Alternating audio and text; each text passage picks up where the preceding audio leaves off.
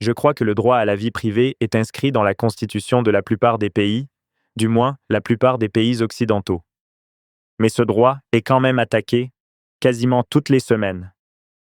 Et la plupart du temps, ça part de propositions qui sont à la base bien intentionnées. Genre, il faut lutter contre le crime et faire ça. On doit protéger les enfants. Mais à la fin de la journée, le résultat est le même.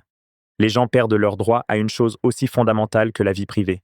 Et parfois, ils perdent même leur droit de s'exprimer librement, de se rassembler. Et ça entraîne progressivement des restrictions qu'on a vues dans presque tous les pays autocratiques, ou dans des pays qui étaient libres et qui sont ensuite devenus autocratiques. Il n'y a jamais eu aucun dictateur au monde qui a déjà dit « Retirons juste tes droits, parce que je veux plus de pouvoir pour moi, et que je veux te rendre malheureux. » Ils l'ont tous toujours justifié, avec des explications qui semblaient au premier abord toujours très raisonnables, puis c'est venu par étapes, progressivement. Et après quelques années, les gens se retrouvent dans une position où ils sont totalement impuissants. Ils ne peuvent pas protester.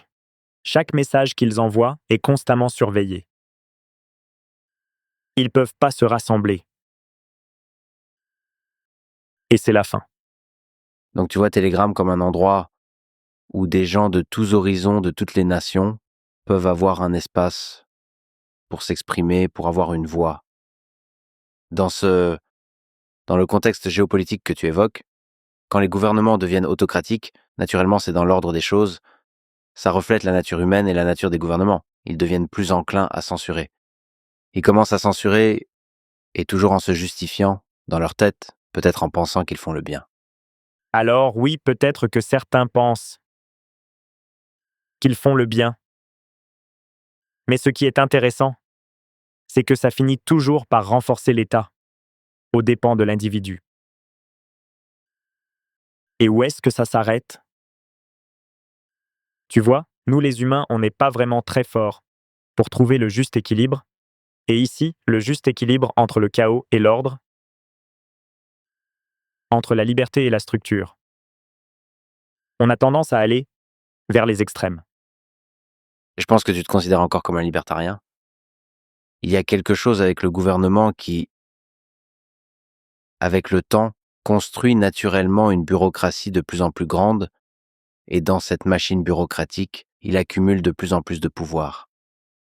Et ce n'est pas toujours qu'un individu au sein de cette bureaucratie qui est celui qui corrompt les principes initiaux sur lesquels le gouvernement a été fondé, mais au fil du temps, quelque chose se passe. On oublie, on commence à censurer, on commence à restreindre les libertés des individus, leur capacité à parler, à se faire entendre, à voter. Ça arrive progressivement de cette manière.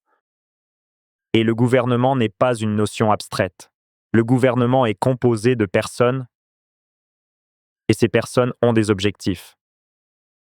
Ils ont naturellement tendance à accroître leur influence, à avoir plus de subordonnés et plus de ressources.